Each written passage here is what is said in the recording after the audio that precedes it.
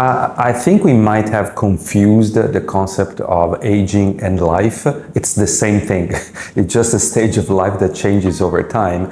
So I think it's first of all important to remind all of us that it's life, and we're talking about life. Now, obviously, when you grow older and you just experience these different stages of life, which I think it's more important than the generation which you're in, it's what you're experiencing in life. Typically, society so far has put ourselves when we get old just like there. Like in English, the word retirement ideally should be retiring from work, but what it looked like, just like you're retiring from life. So I think the point that we're trying to make today is just to try to remind all of us, this is life, it's the life course, it's normal, it's happening. And the point is that we wanted to live a healthier, longer lives because thanks to all the amazing research, science, our good behaviors, we have become people living a lot longer on the planet as never before. Never before you have 6 generations living and together. Today you have 5 generations working together most of the time in many organizations and companies, so that it's something that we never experienced before. And hence, it's a matter of defining or deciding how do we want to play with this extra time that we didn't factor in early in life, but that's life. So it's so important that we give a value to all the stages of life so that we can bring back the experience, the knowledge, the wisdom that we acquire a long time that could benefit all of us. Yeah, I think defining retirement requires that we define the word work. I think we come with an idea of work that is the bureaucratic cave in which most of us have spent the past 30, 40 years of our life. It was in a fixed time, it was an office, it was a place where you meet others. Work meant most of the time bureaucracy. I think work is changing and we have no idea how it will change thanks to AI. AI will change everything in the idea and the concept of work, and whoever is saying that they know what's going to happen, I think they're lying. We don't know. The acceleration is very fast and it's literally happening to all of us.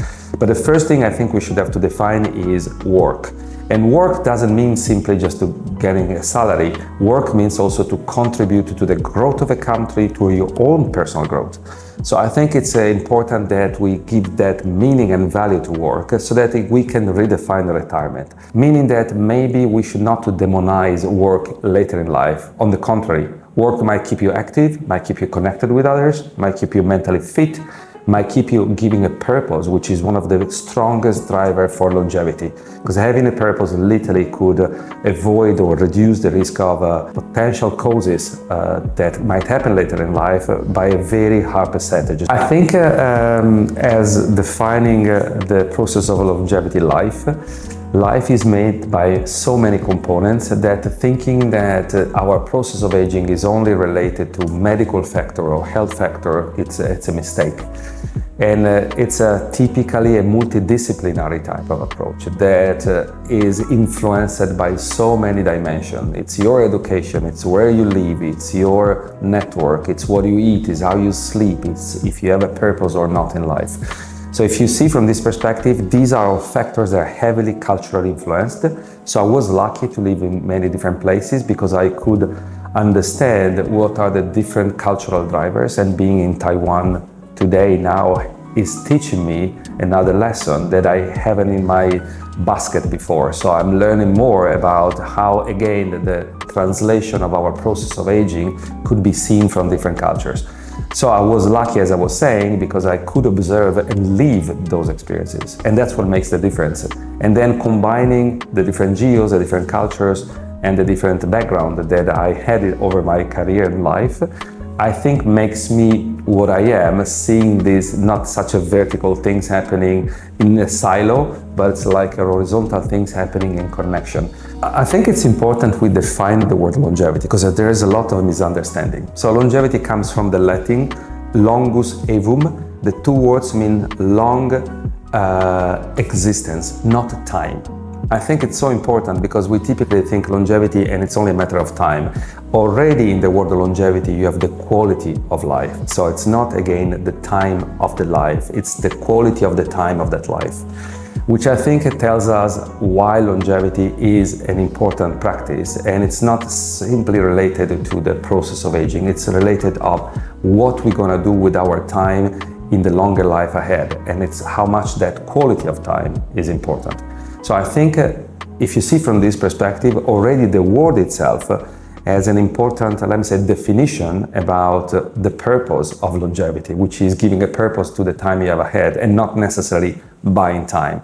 Now, that purpose, I think, it's not simply last longer, which is somehow many discussion about longevity is how long I'm going to live, but it's how much you transfer about your knowledge and experience to others along the course of life, which I think it's the other point. I think that there's a lot of debate about the sentient AI, so AI that it's able to understand the sentiment of the person. And we know, I think we're not far for an AI that it's able to decode emotions quite easily already today, so that understanding how a person is feeling might be very relevant from many perspectives. For myself as an individual, because you can find that kind of, patting your back kind of feedback that sometimes AI system already do today. When you write a prompt and they just return you back the classic sentence, oh, what a good idea. That silly sentence, which we know it's coming from a machine, anyway, somehow is helping you to feel a little better. So I think that first layer of basic companionship in a society which is more and more secluded sometimes is enough. Then I would say is that I think understanding the sentiment side and reply with sentiment, I think is gonna become one of the features of machines of the future. Then, are we talking about the same human sentiment? I think not. And I think we'll be able to discriminate what kind of sentiment that is. Because sometimes isolation literally is one of the killer elements of our, let me say, journey of life. And sometimes even a simple companion, even a machine, could become the things you relate to. I know it could sound sad on one point, but I think it's sadder when you think about how much people is living in context of isolation and nobody's caring about them. So that kind of interaction of machines could become quite relevant. We did a project with the robots, basically robots that were nothing more than a trolley that was following you to help you bring things, was not talking, doesn't look like a human, but we have seen the pleasure of people using this type of machines because there is an object that it's following you faithfully. It is doing nothing more than recognize you and follow you. And that's enough to pet an object, even if it was not talking like it was a dog. And I think it's important because explain us how much empathy we might have with things and how much sometimes simply little objects around us could literally become a game changer in our everyday life.